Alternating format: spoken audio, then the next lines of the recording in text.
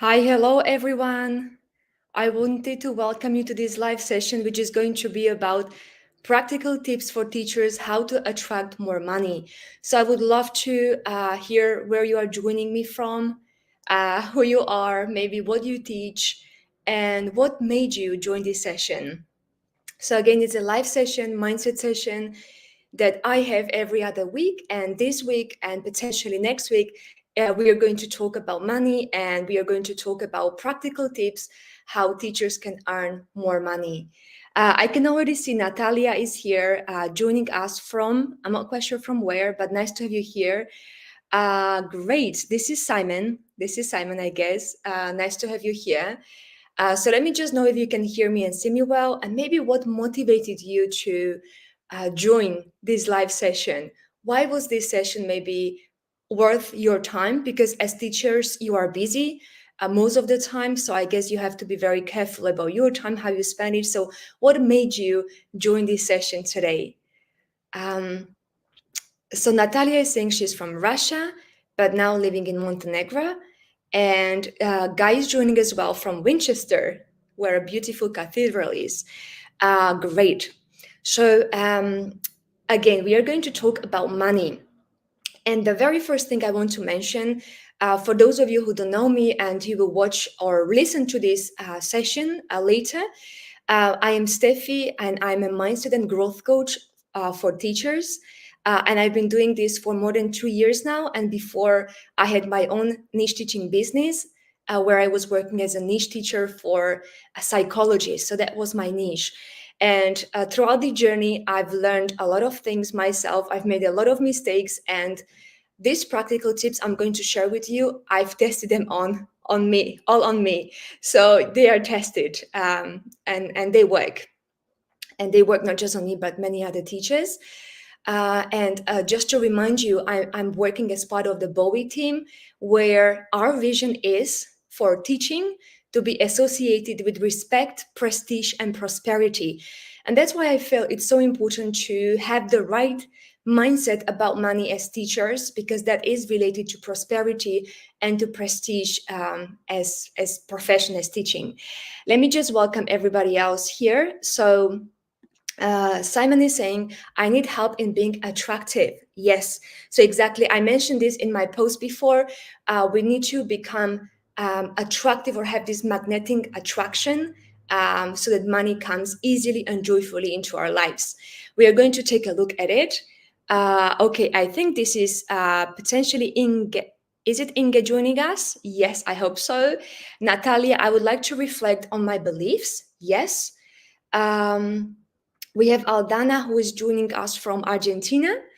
Nice to have you here. Philip Mariposa is saying, money's been leaking from my life for a while, and despite having worked on this since 1991, I still can't get it right. I'm so happy you came here, Philip. We can definitely learn a lot from each other, and hopefully everybody is going to leave this session feeling that they have a better relationship with money and they are a better magnetic attraction or yes to money. Alan is joining us as well from France, and he can only join for 20 minutes. Nice to have you here, Alan. Yes, jazz meeting. I think that's a good thing because you love jazz. Great. Katia joined us too, and Florina. So let's just start. What is your association and the first impression you have when I say money, relationship with money?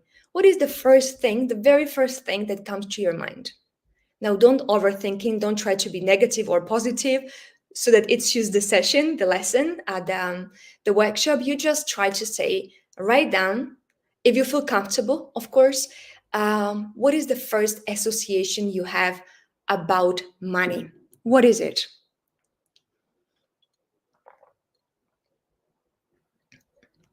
And for those of you who want to participate, thank you so much for being honest and for sharing what you really think. I think this can be really helpful for many other teachers. If you cannot participate and you're just listening, that's okay as well, because you will just be processing everything we will be speaking about, and you can always come back to this later. So the first association for Inge is greed. For Simon is rent and bills. For Brandon, is money equals to energy and resources. Alan is saying it's an unnecessary distraction. Natalia, difficult to get it. Then Ollie, people don't want to spend it. It's okay if it's not positive, so don't worry about this right now. Natalia thinks it doesn't come easily. Philip thinks it's just a silly game. Katya is saying money comes easily, but I think I'm too stupid to attract it or attract enough. I appreciate your honesty, everyone who is sharing this. Um, I can't see your name, but another teacher says always slightly out of reach. Florina is saying hard to get.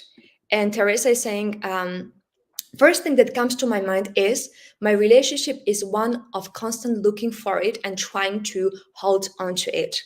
I really appreciate that. It's so important to be at least aware, because when we write something straight away, that's what we think subconsciously about money. So when we try to maybe think consciously, maybe we try to be positive and think as we would ideally want to think. But this is a good exercise just to say, as you feel as you feel about money right now. Alan is saying money should work for you. And great, good. So hello everyone who is joining now. So we just had a question, what are your associations with money? So that was the first question. And now I'm going to do something like this. I'm going to read a statement and you're going to say if it's true or false. Now, this is one very important thing I want to mention. No belief is true or false in general. So for example, even if somebody says teachers don't earn a lot of money, this can be true or false depending how you look at it, right? Because we know teachers who earn a lot of money and we know teachers who don't earn a lot of money. So this is true or false for you, not in general. So this is not like it's right or wrong if you put false or right, true or false. This is what it means to you, okay? This kind of belief or statement, if it's true or false to you. So that's what we are going to do. And I'm going to read these statements. So you just want to say F or T, or if you want to write false or true. And I have written them down. This is like a warm up for you to become aware. Maybe there will be some things coming up. And later I'm going to share with you what steps we are going to take and what we are going to do about this. So are we ready? Who is ready? Just say hi or just say yes, ready. And a few more people join us, Pierre from London and Lee from Florida, from sunny Florida. Aldana also mentioned money is never enough, and Florina beliefs have a lot of context built into them. Okay, so this is good to know what your opinions are. I'm going to read the statements. Again, you have to say true or false, and I will just maybe wait for 10 seconds or maybe not even that for each statement. So you have to be very fast. And again, you don't overthink these statements, okay? So I can't love my career and make a lot of money at the same time.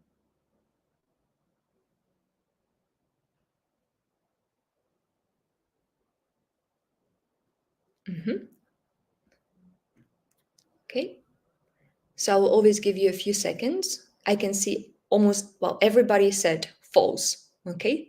So you think you can make a lot of money and you can also love your career. Good. There isn't enough money to go around. So there is actually not enough money to go around. That's the second. 50-50, okay.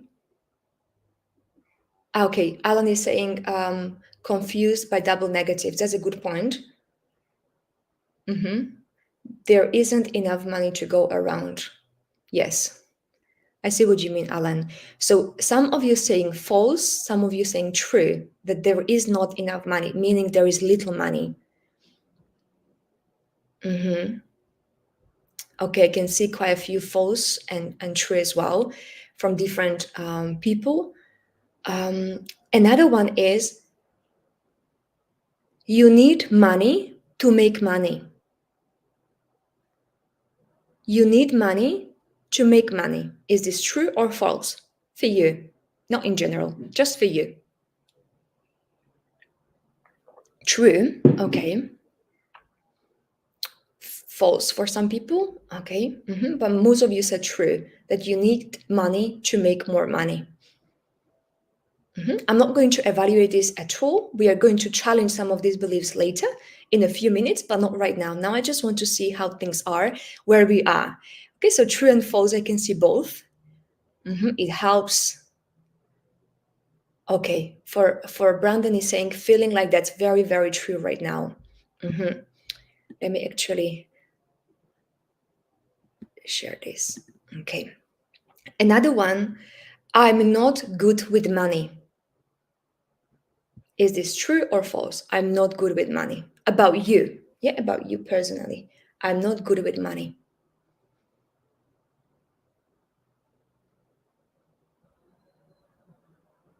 Okay, I can see a few true, a few false. It's like 50-50 at the moment. Meaning I'm not good with money. It's like I can't manage them. I may earn them, but then I may spend them straight away. And it doesn't seem like I can kind of handle money properly. I can see quite a few of you saying true, actually. I think there is like 70-80% of true and maybe 20-30 false. And Brandon even says, yes, I know why. So you can share it now, Brandon, or a little bit later, because we will have actually these questions, why this belief is present or why was it even created. So maybe you can keep it till later, Brandon, because we are going to talk about it. Another one is you cannot change your financial future. So whatever is right now is going to be like that forever. You cannot change your financial future. Is this true or false for you? What do you think? What is your belief? So I can see quite a few false.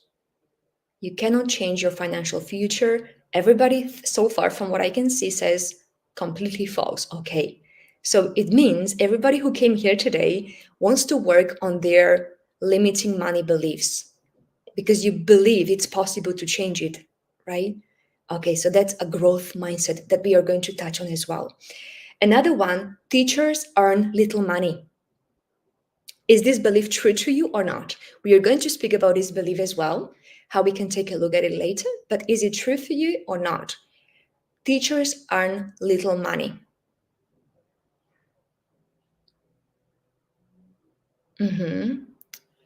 I can see your comments. So a lot of well, it's actually 50-50 as well. Some of you think that teachers actually earn little money, and some of you thinks it's false that teachers don't earn little money, but potentially earn more or much money.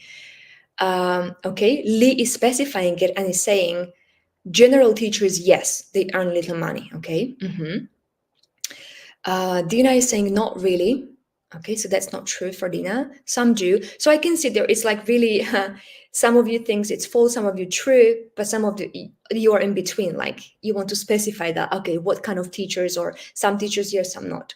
Good. Now another one. I'm too old or too young to make a lot of money. Is that true or false for you? I'm too old or maybe too young to make a lot of money.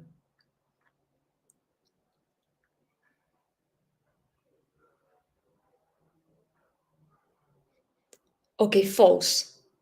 So I can see a few true statements, but most of them are false. Some of them neither true nor false. Okay. Great, false for some of you. Yes, it's interesting. So exactly like there, it's just a statement, but we all have our personal truth or explanation when it comes to that statement, and that explanation is actually backed up with evidence and potentially a lot of evidence over years. So that's why it's really true or false just to each individual. We are going to have two or three more, and then we will finish with these true and false statements. Another one is, if I have too much money, I will lose my values. Who believes this is true? So if you have like a lot of money, you will lose your values.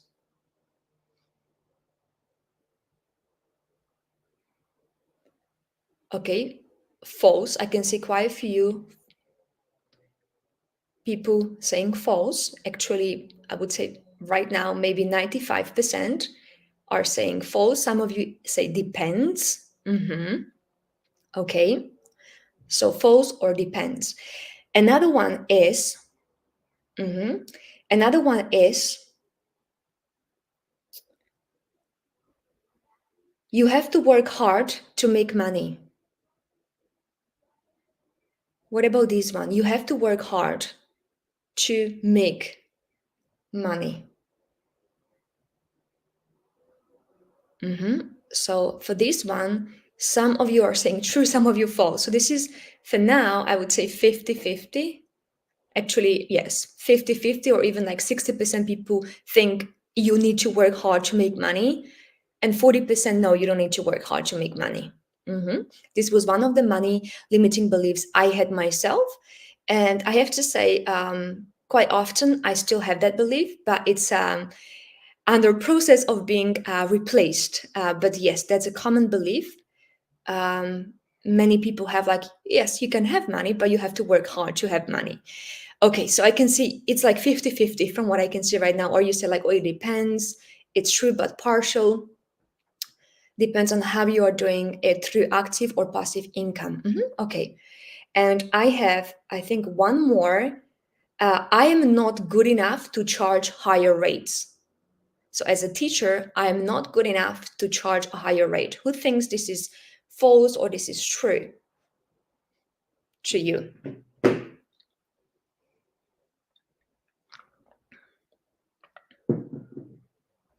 False. Okay.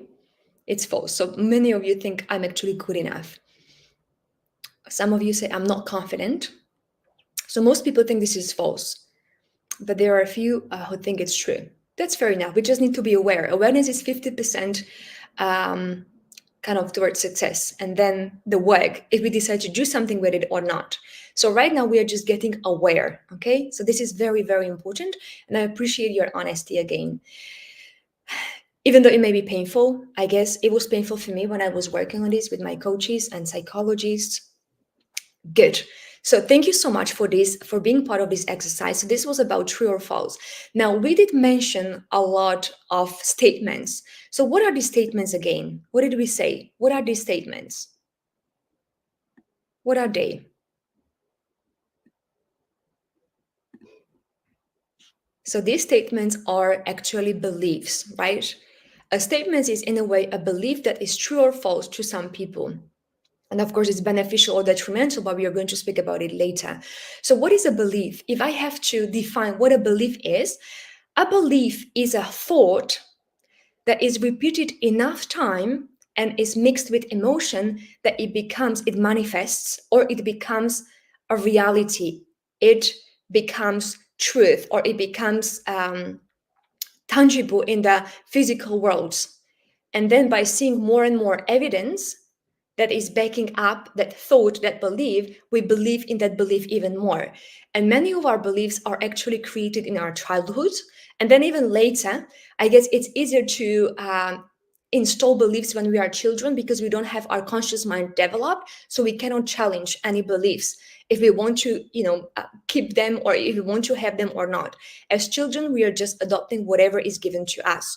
So whatever your childhood was like, and my childhood as well, that's the beliefs we automatically adopt. And then in our adulthood, we have the chance to take a look at them, what it is. But now the question is, how do you know? How do you know what beliefs you have? How do you know? Because beliefs are invisible, right? We don't see our beliefs. Like, it's not written on our forehead or on our, like a tattoo on our hands or on our arms. How do we know what beliefs we are having?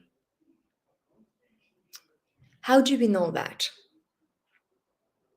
Where do we need to look to know what beliefs we have?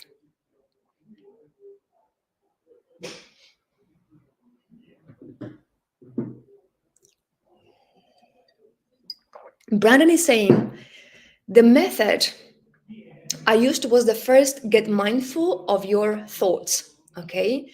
Florina, you take a look around you and see what's happening.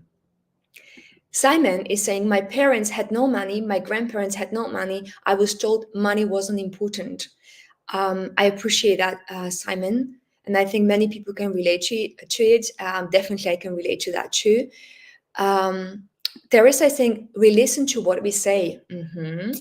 Natalia is saying, as results in our life. So we know what money beliefs we have by looking at our results around money and around other things in our life. Um, Actions, okay. Brandon is saying, what cognitive distortions are within your thoughts? Inga as well, by our actions. Florina is saying, if you like it, the beliefs work for you. Otherwise, you need to change something. Okay, so very good, Florina. This is already next step, but this is great. Philip is saying, by observing the results. And Teresa is saying, we often are not conscious of what our beliefs are. We just live by them. That is so true. They are invisible, and yet 95% of our results in our life, what we do, it's by default. It's by beliefs that we hold to, that we follow. We don't see them yet. Um, our life depends, or like our life is reflected because of our beliefs. Okay, I can see Alden, I think a few days ago, I read that our reality reflects our belief. I think you put it really well, Aldana, and you summarized what a few other teachers said here as well. Um, okay. And Alan is saying, because they have been formed over time and your parents and teachers help consolidate this. That is so true. Okay, good. So, yes, exactly.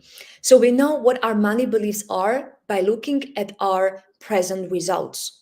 So, when you look at your present results, then you know, and then you can see, like, okay, I'm very happy about this. Let's say I'm happy about my health.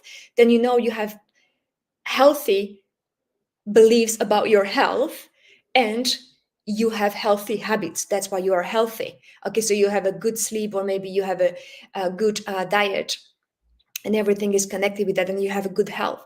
So even by belief, so let's say I was as a teacher, I think some of you already heard this story. I was earning £12.50 per hour living in London, and if you live in London or if you visited London, you know it's an expensive city. So I was earning about 1,200 on average, and I was not even paid when I was sick, but per month. So that was really barely enough to survive in that city, and that was my reality. So I knew when I look at my reality what kind of beliefs I had about money. And now we can have core beliefs about money, and we can have like kind of surface beliefs.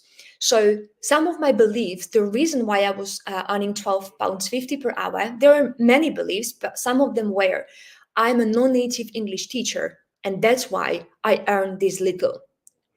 And I had a lot of proof from other non-native English teachers around me.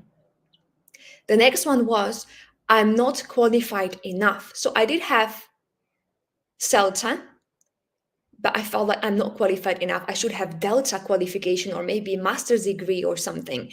Otherwise, I'm not good enough as a teacher. I'm not qualified enough. Another one was, that was not belief just about me, but about the world around me. Teachers in general don't earn well and enough. When I was looking at my colleagues or even at other language schools, pretty much everybody was earning the same. So these were my kind of beliefs, but kind of the core belief behind this was, I'm not good enough and I'm not worthy enough to earn more money. These were my core beliefs that were deciding what kind of results I had as a teacher. So a few more people joined right now. So happy to have you here. So Maria just joined, and I can see some of your comments. So Dina is saying, for example, you need to change your process of thinking to be positive, otherwise they become beliefs. So this is a very good comment. Now, what I want to say right now, we just have 1 hour for this session. Again, this is a session about practical tips on how to make more money as a teacher, and I decided to have another session in 2 weeks, which is going to be about money. And I'm going to split what I want to say to you in 3 steps. And I was actually inspired by my hair therapist, where I was today. I had a hair therapy. And that's where I got inspired, what I'm actually going to talk about.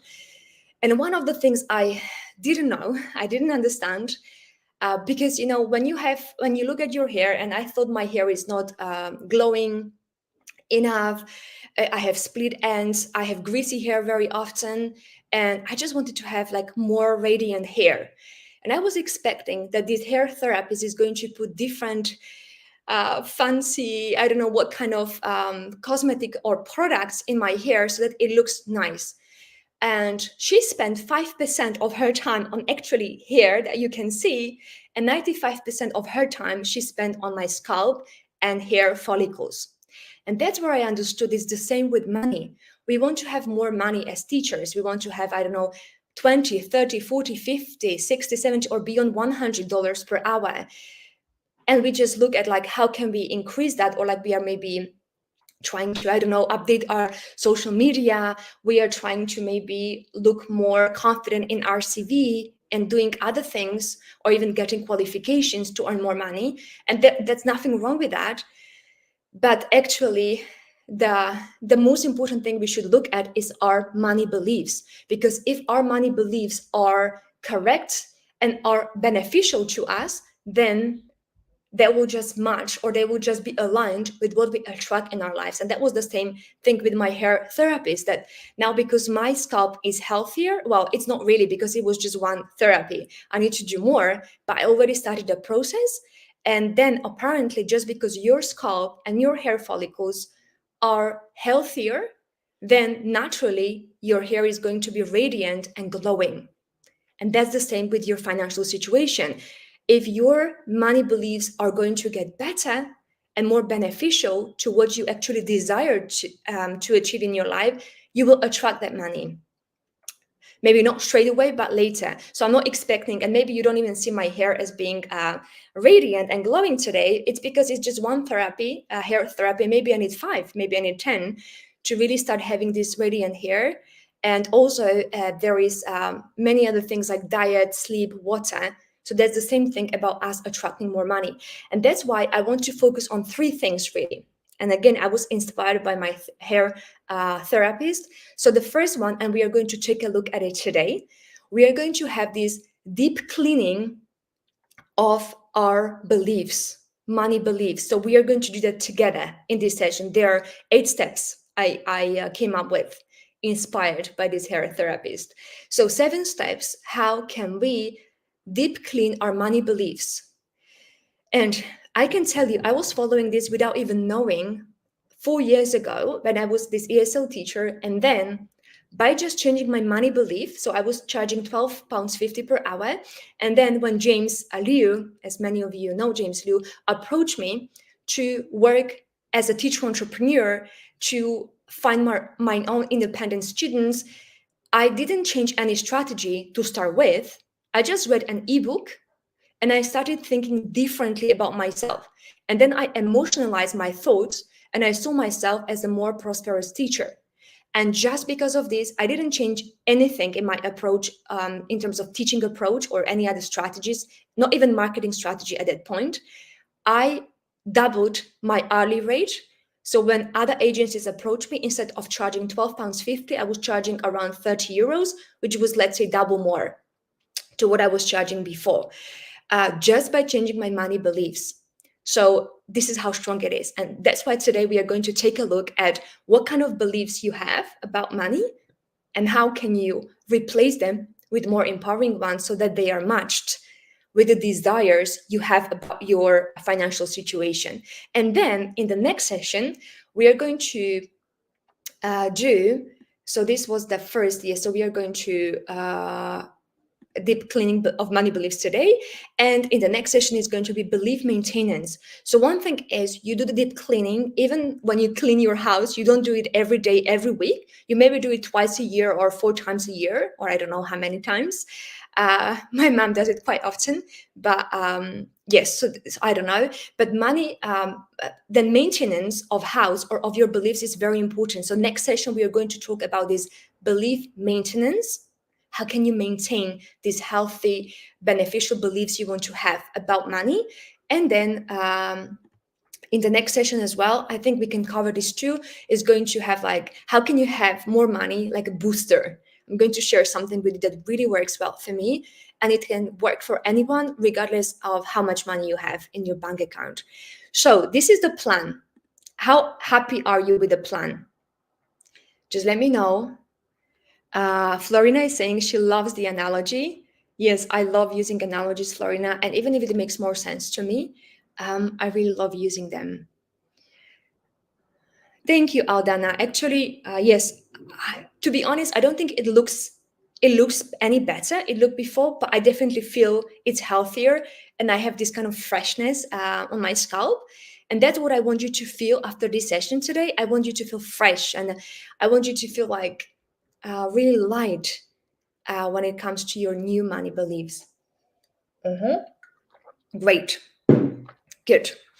So, for those of you who just joined, I just want to share one link with you so that you know that these sessions are every other week, every other Wednesday at the same time. And we have different mindset topics for teachers. So, this is the link I'm just going to share with you. Sorry, it's a long link, but it does work. If you click on it, you can just sign up for these events, and automatically they will be in your calendar. Even if you can't attend, at least you will watch the recording. Good. So let me just go back to what I was speaking about. We are going to talk about this topic of deep cleaning of your money beliefs. So the very first thing, what do you think is the very first step? What is the first step if you want to actually um, clean or deep clean your money beliefs? What is the first thing you do?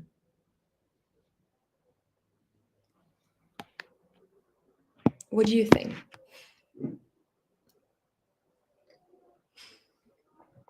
Okay, so it's saying removing old beliefs of money. Change of mindset, that's coming from Katia.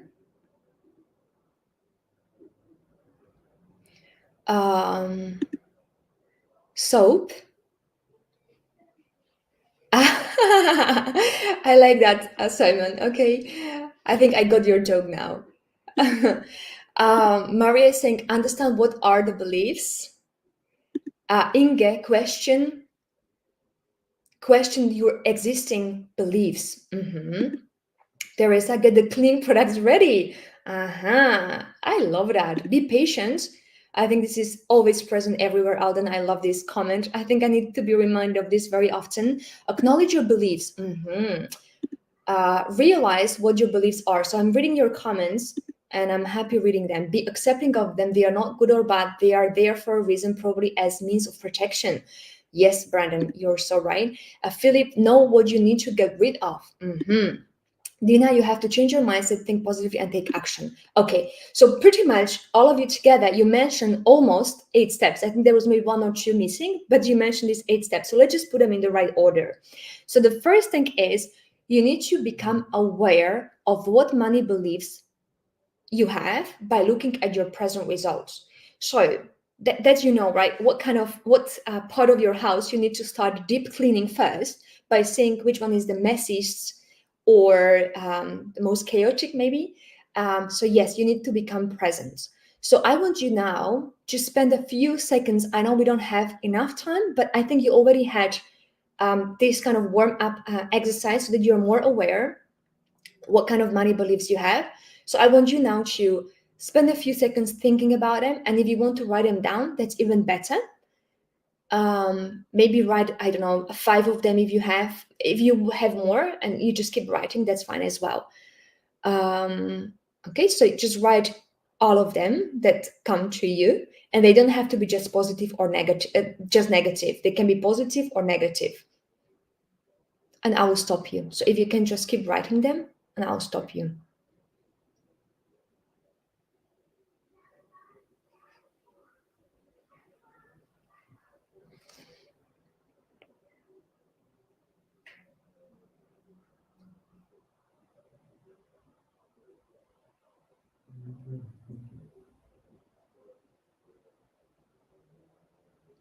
If you don't want to write it down, it's okay. You can think about them. Although when you write things down, you start observing them. So it means you are not that belief anymore. You are looking at that belief as an observer. And that already helps a lot with having more clarity and maybe even more conscious kind of deliberate decision later what you want to do with that belief. So maybe you had the time to kind of go through that. Now, what you would do, and again, you can do this exercise even after if you want to, go through these steps again. But the first one is awareness. Look at your present results. And then write all the money beliefs. So for example, I have to say one thing. I always had the belief there is always enough money for me to survive. So I had situations in my life when I had to borrow money from my parents and from my sister and other people. But I always knew kind of like I will always have enough to survive because I have the safety. Maybe I'm blessed to have very good family and friends. And yes, so that's the belief I always had. Um, and maybe you have such beliefs as well, too, different beliefs. So write them all down by looking at your present results, any beliefs that come to you. And okay, so that's the first one. The second step is you look at those beliefs and then you decide which one serves you, which one doesn't. So I guess it's the same thing when you look around your house and you see like which thing is in place, is in a good place, it's productive to be there or practical, and which ones needs to be removed or maybe replaced or cleaned, right? So you need to decide which one serves you and which one doesn't. So you would go through that list. Let's say you have one belief, I always have enough money to survive. So does this serve you? Yes, but potentially you can boost that belief and say, I have always more than enough to thrive in life, okay? But just go through all the beliefs and say if it serves you or not. So that's what you will do in the second step. And then in the third step, and this is where I want you to write it down, and I think already a few of you wrote it down. So identify just one limiting belief that impacts you the most. There may be many, but just one. For me, it was more, but I think one was like the core belief I'm not good enough to earn money, or like the surface belief was I can't earn more money as a non-native English teacher. That was one. And then the next one was I already believed, okay, I can earn quite good money, like because I tripled, quadrupled my hourly rate as a teacher, as a niche teacher. So I could see like, okay, wow, I can earn more money. This is working. But then I felt like, but I need to work hard. So that's where I was working 8 to sometimes 14 hours. But 8 to 12 hours was my average. I almost never worked less than 8 hours. And that's because my belief was I have to work hard. So what is one belief that you have and is most limiting you and impacting you right now? I'm going to read through them.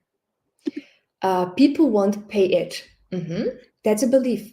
Yes, that's a belief that people won't pay it. So maybe we can look at underlying belief. Is it because you don't feel good enough or maybe worthy enough to get that money for the service you provide? So that's questions we need to ask ourselves. Maria thinks or writes, earning money is hard. It involves lots of different tasks and I feel overwhelmed sometimes. So that's exactly belief I had, Maria. And I sometimes have to still now, but I feel like I'm already kind of going through that process of replacing that belief. But this is a common one. Aldana is saying, I totally relate to what you said before. Everybody tells me I'm a great teacher, and I can see that I can see the progress and many positive things. I really feel that my classes are valuable. However, I can't help feeling like I'm not qualified enough, and I get really embarrassed when it comes to charging for my work. Yes. So this is a very good point. So I guess the underlying belief, Aldana, for you will be I'm not good enough for what I charge. Or maybe I'm not worthy enough to charge more. Natalia, being rich is not for me. Everyone else can be rich, but not me. That's a good one. Katia, beliefs to be cleaned. I've got no confidence. I can charge more. Okay, so basically you don't have confidence you can charge more. It means you don't feel good enough to charge more or maybe worthy enough. So I guess good enough and worthy enough are two kind of most like core beliefs we have. There are more, but these are like they come from kind of our father and our mom. So from our mom it comes I'm not worthy enough, and from our dad comes I'm not good enough. So depending how our upbringing was and relationship, this is where these two core beliefs are actually shaped and decided until the time when we decide to deliberately work on them. Okay, people won't pay it. Yes. Simon, I will never make enough. Florina, I attract plenty of abundance and easily, but it doesn't come in the form of money. That's an interesting one too. Katia, I'm not specialized enough to charge more. And Inge, I don't feel good enough and worthy. Yes, these are the core beliefs. So we can have the surface ones, but there's the same thing when we are cleaning our house.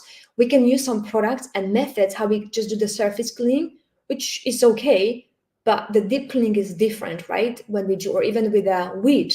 Those of you who relate more to gardening analogies, so you can, I don't know, trim or kind of do a few branches of the weed, but if you don't take out the weed, the root of the weed, and just the branches, then the weed will be still there, right? So it's the same thing. These are the core beliefs, that if we identify them correctly, it's very helpful. Philip is saying there is a higher power blocking money coming to me. So we can have beliefs about ourselves, about money, or even about the world in general. David is saying, I don't deserve success. Okay. So, and Maria, I'm too serious sometimes. I want to be more playful. Money is energy, and I want more lightness in that area. Let go of the paralyzing fear. I will not survive. Yes, this is such a good point. Actually, Maria, I can so much relate to this. I was also very serious with money, and I still feel I'm sometimes serious with money. And I was inspired by one of my coaches who was literally having once a month a masterclass that took 3 days or 4 days. And in those 4 days, she was always in five-star hotel, rooftop, because that's what she loves. And she was always getting like 1 or 2 massages per day, I think, or maybe per week. I don't know, but quite a lot. She looked very relaxed. And she was so playful. When I was looking at her, she was like embodying this playfulness. And I felt like, I want this too. I don't want to be that serious about money and kind of feel like I have to beg money to come. I just want to be so playful and open to money coming. So I can definitely relate to this one, Maria. Thank you so much, everyone, for sharing this. So this was the third step. The fourth step is a very important one. Decide if it's worth challenging this belief and if you are ready for it. Because one thing is it worth challenging it at this point, and are you ready to do it? So you need to think about this, and I'm going to explain to you why. So I will use another analogy I've heard from somebody else. This one didn't come from me. And it's about the tabletop and table legs. So 4 legs, maybe even more, I don't know, and a table. So the tabletop is the belief we hold, is the explanation we adopt about certain reality, right? So it's the tabletop, is the belief. The legs is the evidence that is backing up that belief. So it's the evidence. So for example, my evidence was for the first, like, I'm not good enough to earn more than £12.50 per hour. And the evidence was, this is what they pay me in the language school. And another one, when I look at other language schools, that's exactly what they were saying, or maybe £1 more. Another one was, I was told by someone, because you are a non-native English teacher, you cannot be recording promotional videos on YouTube for our language school, because people will be discouraged to work with us as your accent is not native, right? So there was a lot of proof, and even more, that some students chose to work with a native speaker and not with me. So I had enough proof to back up that belief I had, yes, I'm not good enough. So the table legs is the evidence. And then we need something to hold those legs to the table. So that's the emotional payoff.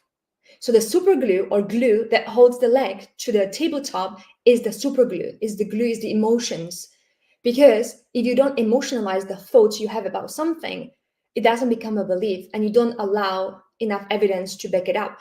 So it's the emotions and the emotional payoff even, okay? So this means I was not charging more, and there was some kind of emotional payout, because let's be honest, I was working at school, but maybe I spent 1 or 2 hours preparing for the next day.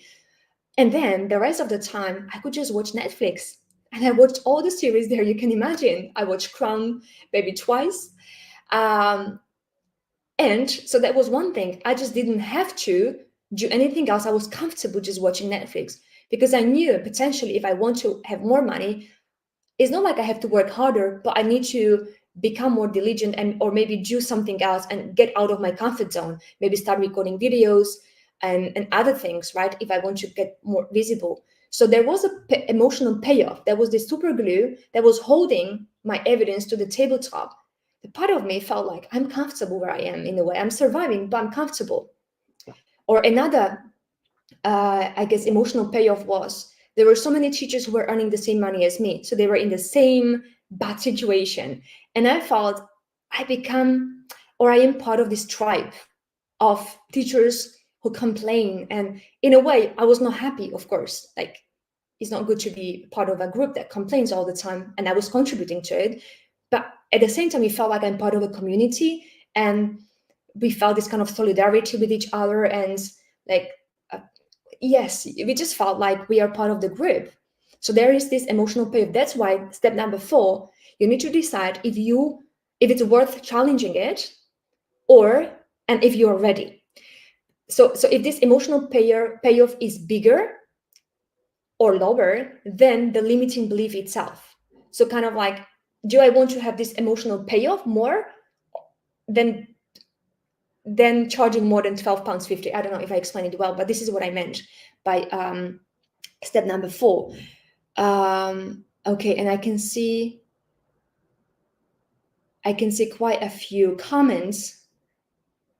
Yes, from you. Great. Thank you so much for commenting and for contributing with your thoughts. Good. Now, so this was number 4 step. So are you ready? Are you ready to challenge this belief, to work on it? Just say yes or no. If you are ready, yes or no?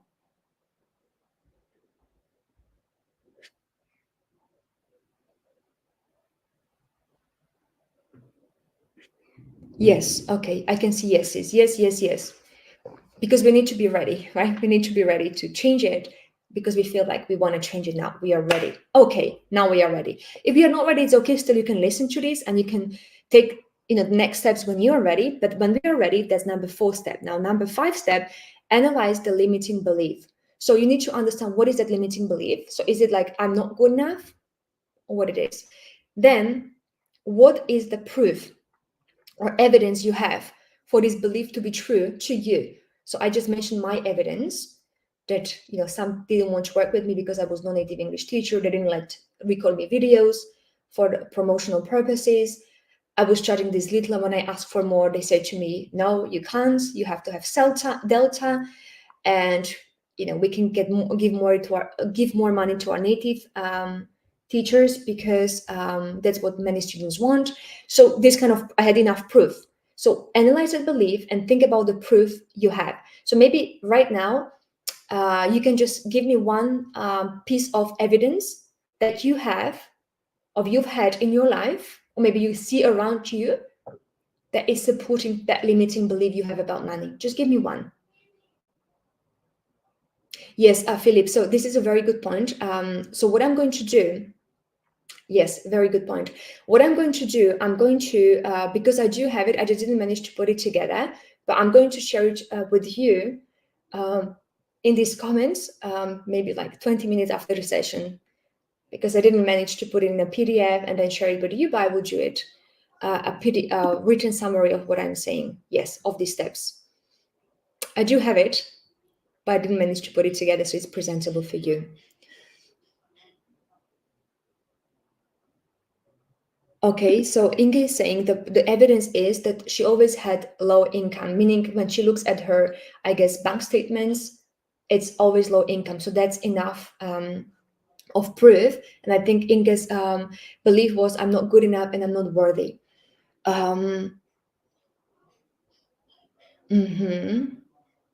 Yes, Simon is saying people don't want to pay what I ask for. Okay, that's a good point as well. So that's evidence too. Natalia is saying, I've been trying to earn good money for many years, but haven't managed it yet. So that's proof, right? By looking at your bank statement. Okay, so living from paycheck to paycheck. Yes, that's exactly what I was doing, for example. So that was my proof too. Like I never had more There was 1 month I was working like 10 hours a day. I didn't have lunch break when I earned 1,500 pounds. That was like a lot of money for me back then. But again, I made wrong associations like, oh, I have to work hard to earn more. Okay. And David says, my parents told me that I'm a waste of money. That's a belief, yes, that you adopted. Thank you so much for sharing. So this is the evidence. So you analyze this belief. Step number 5, analyze the limiting belief by looking at the belief itself and what evidence you have. And then what is your emotional payoff? So why do you still hold to this belief? There needs to be some kind of emotional payoff. Brandon mentioned that before. Or that belief is protecting us or was protecting us until a certain point. And that's why we hold it. But very often we don't realize that we don't have to hold to that belief anymore because we are safe enough. We don't need that belief to keep protecting us. Yes, so Saul saying, stop asking my parents to helping me once a while. Yes. Maria, earning money is hard and having conversations with potential clients is so energy consuming that I better do it less to avoid burnout. But then I would have fewer clients. That's a good one. Philip, I can't think of one piece of evidence. I've got lots of evidence supporting different beliefs. So maybe this is exercise you can do by yourself once I summarize all these steps together.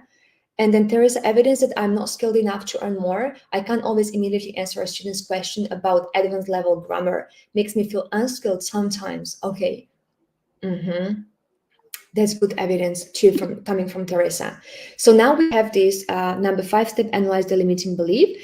Now number 6 is you're going to see what would you love to believe instead. So now you have to write down the beliefs you had, like I'm not good enough. What would be the belief you would like to believe instead of this one? So what would be the belief you would like to replace it with? What would you like that belief to be? And just going back to what we were speaking about emotional payoff. So Philip is saying the emotional payoff is a false sense of superiority through victimhood. Yes, that's a good point too. And Saul agrees with Philip. Good. So what would be the belief, the opposite, or like the belief you would like to believe instead? I deserve to be successful and have money. I like that. And I'm going to touch on this one, what David mentioned. Inga said that I'm worthy of more money. So that's a very important one. Then when we have this belief that we want to have, we have to choose different table legs that will support and back up this new belief. So we have to look for new pieces of evidence, either from our past life, present life, or from looking at other people. So, for example, I was looking at other people who were non-native English teachers and they were earning more than what I was earning. Or even I was looking back in my past where actually I was a non-native English speaker as a interpreter and translator, because that's my profession, by the way, from my university. And I was actually charging much better money just because I could speak 2 languages. So actually the fact that I was not only the English native speaker, but also I spoke other languages was actually beneficial and necessary for me to earn more money as a translator. So I was looking for new evidence that would back up my new belief.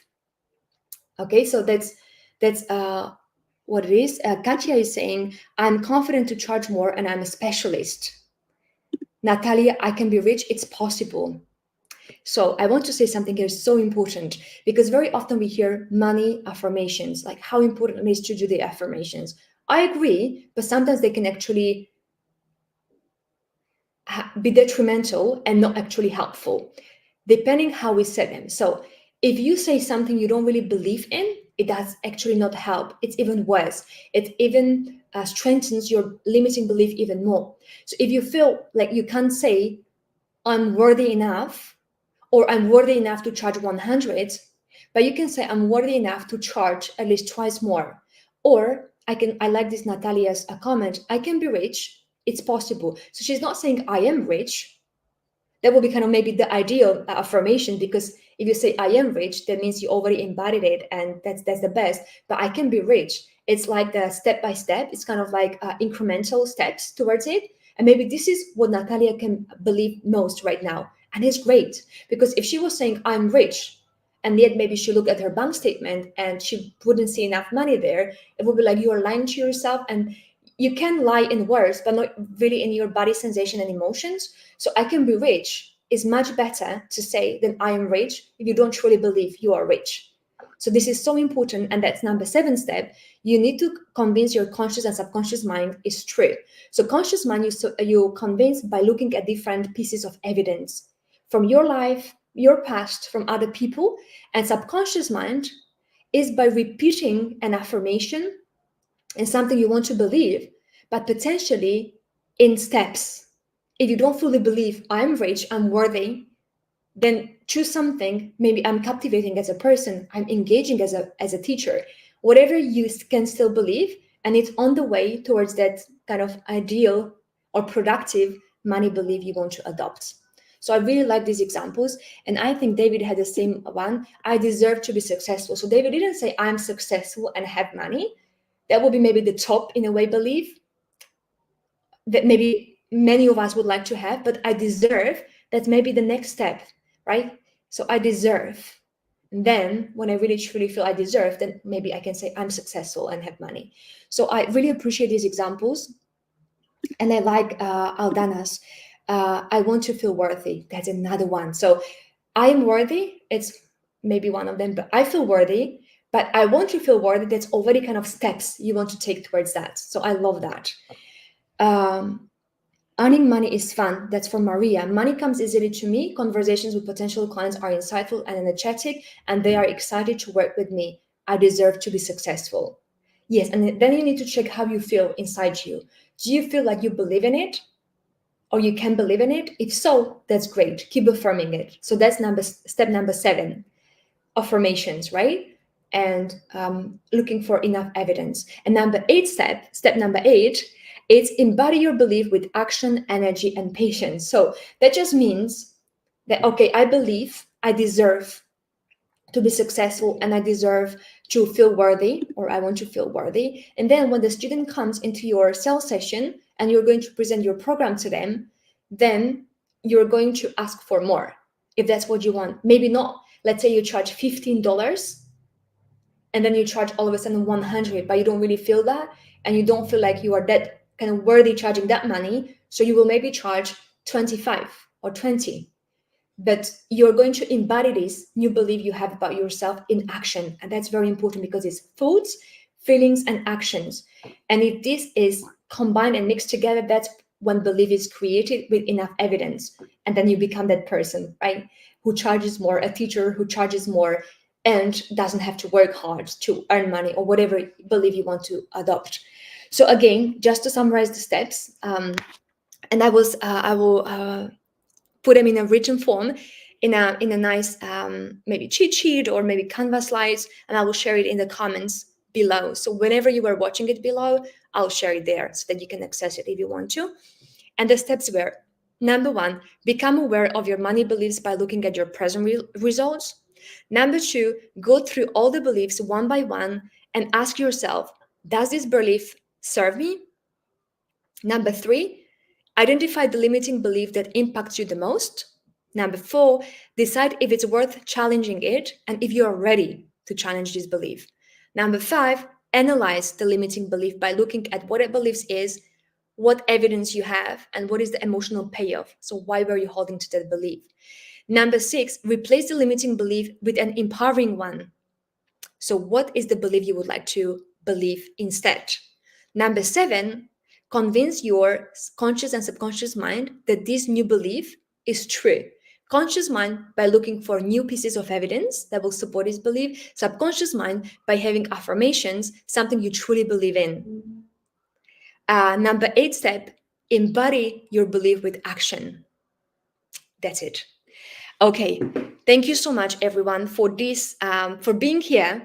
Again, if you like these sessions, I will again share the link with you in the chat box, and you just come to future sessions, and not just you, bring at least one teacher or one friend. So this way you will help us, because we want teaching to be associated with respect, prestige, and prosperity. So the more teachers know about it, the better. So at Bowie, we will be happy.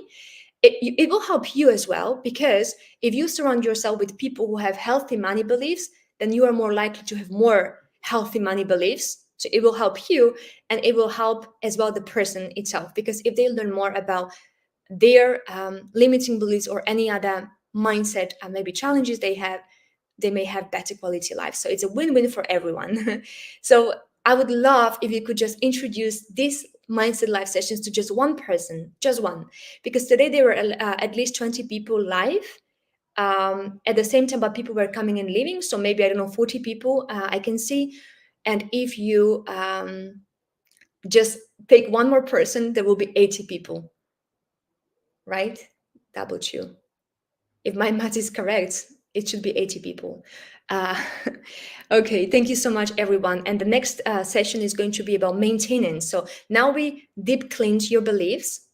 And maybe actually, you know what? I can share this cheat sheet with you next time as a summary, what we did today in a nice visual way. And then we will continue with the maintenance, something you can do every single day yourself. You don't need to be deep cleaning, you will just need to maintain. And I will share with you one booster as well for having more money. Thank you so much. See you in 2 weeks' time, the same time on Wednesday. We will speak about money. Bye. Have a good day, everyone.